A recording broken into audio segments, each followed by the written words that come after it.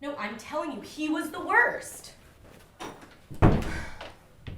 I can't do it anymore. At this point, I wish I could just build a boyfriend.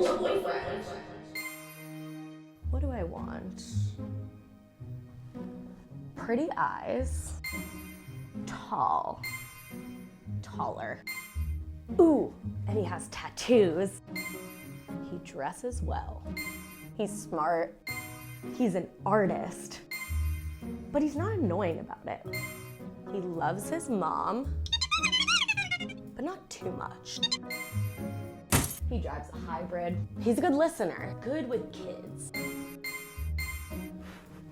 I did it!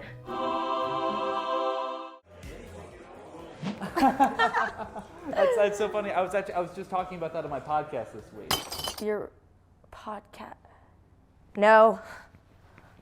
You're the